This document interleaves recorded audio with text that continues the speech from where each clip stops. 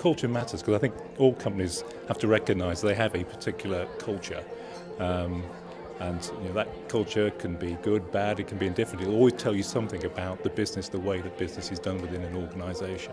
If you get the values and behaviours right, you build your culture, and then it will fall down to the bottom line in that you'll build your trust in your brand, you'll build your reputation, and that will feed through financially to the bottom line and also operationally through to the behaviours of your people.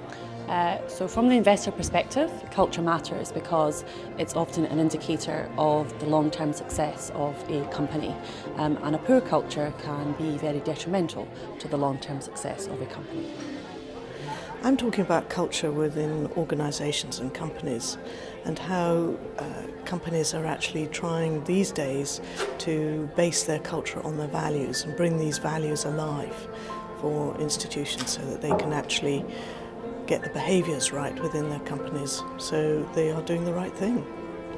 From my standpoint, culture matters because it sets the temperature for an organisation. It gives you recognition. It means the organisation can recognise itself when it sees behaviours or it doesn't see behaviours. So it's key to actually creating an identity of the organisation. It's very hard to, as an outsider, as a shareholder, to understand how culture is embedded in an organisation. But we have a number of ways that we can test the culture within an organisation. One is to engage with the directors of that company. The second is to see how companies report on culture. And thirdly is our experiences of consumers of that company and our experiences of those companies in the wider world. I think the board of directors of a company have to be responsible ultimately for the oversight of culture. I think it's the responsibility of the chief executive to drive a good culture, but I think shareholders like ourselves also have to ask boards about the corporate culture that is embedded within the organisation. The only way to do it is from the top, and you have to then realise that it's a long job. You can't just say, I want to change the culture and this is what you're going to do. You have to work hard. It is actually the most difficult thing because when you work in a multicultural environment, different words mean different things to different people at different times. I think the biggest mechanism of doing that is actually showing evidence of the senior leadership actually giving examples of how they want people how they want culture to develop and how they want people to behave. That is the easiest way of demonstrating how they want culture to pervade throughout the organisation. I think you have to accept that your culture may need to change over time. Culture should not be like a religion which is fixed, a fixed position for all time.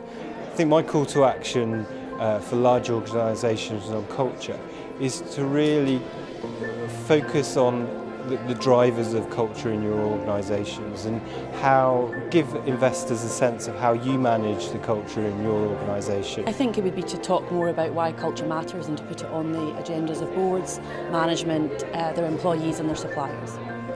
Just be clear and understand what your culture is and appreciate that when it comes to doing things in your organisation, what that means. It will drive behaviours because everybody will have an instinct as to how things are done around here, and ultimately, that's at the end of the day, that is what culture is.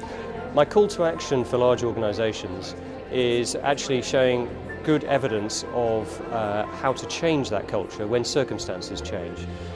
Big businesses find it very difficult to change, but the real true sense of a rich culture in a business is one that can actually change, morph, adapt to new circumstances, and that's the way it'll thrive and survive. You have to be brave enough to change culture quite radically if circumstances change, and that's very difficult for big organisations which tend to move slowly like supertankers.